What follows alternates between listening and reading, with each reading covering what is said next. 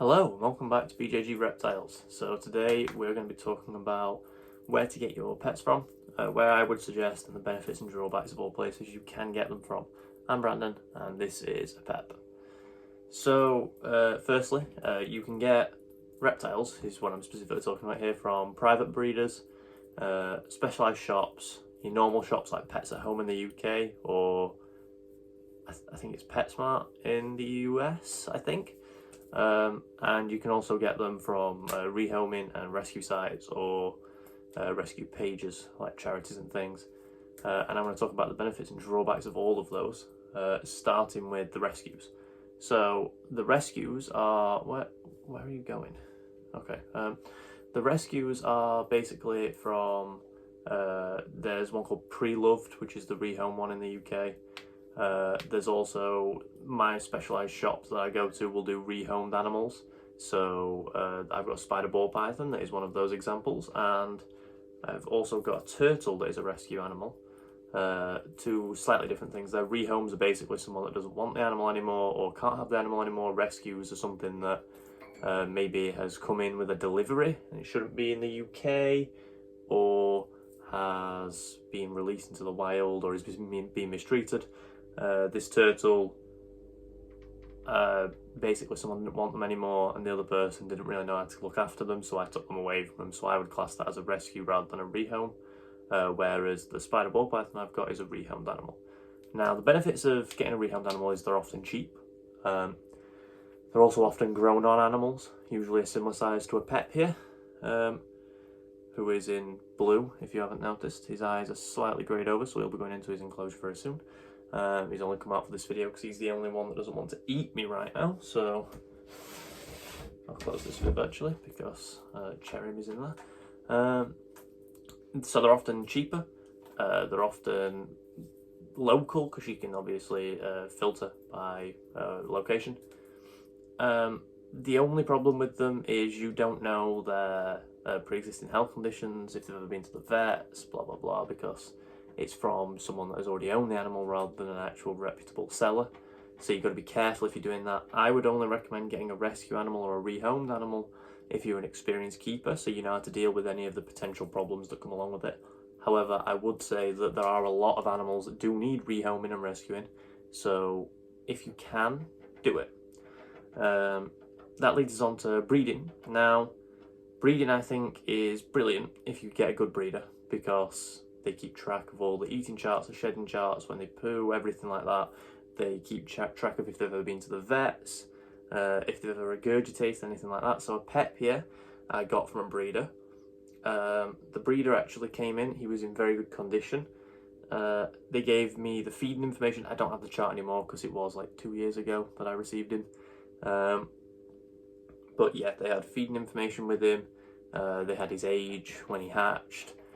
He'd never been to the vets, so obviously I got a good breeder with a Pep. However, there is one called Eris up there. I won't call the breeder because I believe he has improved. However, when I bought that snake, it had mites, so that's another thing you've got to be careful of. You've got to make sure that the breeder you choose is reputable and has good sales history, good reviews. Make sure that all his animals that he has sold is healthy, and if you can, go and see the animal before you order it, which was my mistake with that one. She's called Eris. I just got her ordered to my house. Wasn't the right choice. I have since actually been to shops or rehome places to have a look at the animal before I pick the animal up. I've learned from my mistakes. Then we'll talk about the specialised shops, which in my opinion is the best place to go. So when I say specialist shops, I mean someone that will only do exotic animals or does exotic animals and maybe a couple of other things.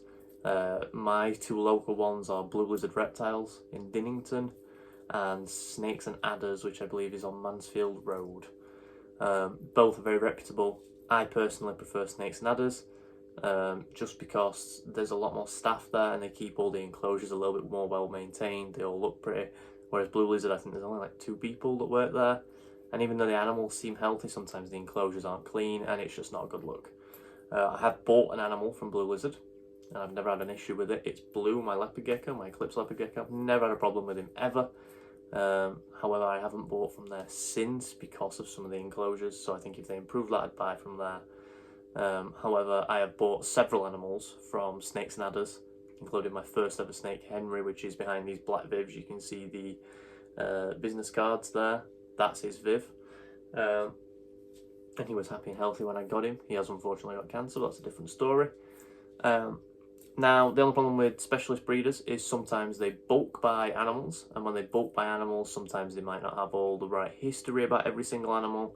They don't know if they're prone to RIs, or if they ever had mites in their life, or if they've ever been to the vets, etc, etc. This is only bad sheerly because if something bad has happened to that animal in the past that could repeat, you won't know. However, that being said, there are a lot of animals that often specialist shops breed, or they've had in for a long time so they can monitor for a long time. Snakes and Adders is a prime example of this. They'll have to eat 3 times minimum before being released. Some of them have to eat more, and it's a 3 time in a row minimum, which is what I really like because it establishes the animal and makes sure that it's healthy before they put it for sale, which I really like. Another good example of a pet shop that does that is Peculiar Pets. I've never been there myself, but I plan on going. I keep up to date with them. They're good friends with Chaz at Snakes and Adders. And if you're local to them, I recommend going there. But yeah, I think specialised shops are probably the best place to go because the people are educated about the animals. They're responsible because they have to be, otherwise they'll get shut down. And often the animals are very good examples of those animals. Now that leads us on to the worst place to buy an animal, which is your just generalised pet shops like Pets at Home in the UK. The reason I say this, especially in the US, just don't buy from them, because don't buy anything from them, because they do often mistreat animals, and it might not be on purpose, it might be due to ignorance or just not knowing enough about the animal to care for it. But don't think you're rescuing that animal, because when you buy that animal from those shops, it then gives them more money to sell those animals again, and they don't improve. Trust me, they do not. Pets at Home isn't always awful, but they do, however, use reptile carpet for like bearded dragons and leopard geckos, and it's just not ideal. They often don't use the right substrate for any of the lizards. The crested geckos are in 30 by 30 by 30s rather than some that are higher for arboreal lizards. The list goes on. Don't buy from there. They are the worst place. The only good thing about buying from there is sometimes they've got a rare morph in, which is on very occasion, and they won't know it's a rare morph. So it'll be cheaper than if you went to a private breeder or a specialist shop. However, it might be in worse condition because it's not being looked after, so you've just got to keep that in mind. Overall, if I was to recommend what to do, if you're an experienced keeper, rescue, then your specialist shops, then breed, then those ones. If you're an inexperienced owner, so when I first bought my snake, I actually went to a specialist shop. I would still recommend them as the top, but then I would recommend maybe a breeder, and then maybe a rehome, and then the generalised pet shops. I think that's fair. If you've got any questions about any animals that you own or anything like that, I'm no expert, but I know a little bit about animals. I know some of their typical behaviours. Okay, this is where he is now. So if you've got any questions that you want to ask me, or if you want to send me a picture over on Instagram so that I can have a look at the animal, that's completely fine. I'm not saying I'm an expert, so if I say, you know, I don't know, don't take offence, I'm not an expert. But yeah, if you've got anything to discuss in the comments, happily do so. If you're rude, I won't answer you, but if you want to discuss something, I'll happily do so. Don't forget to like and subscribe, and I shall see you next time. Goodbye.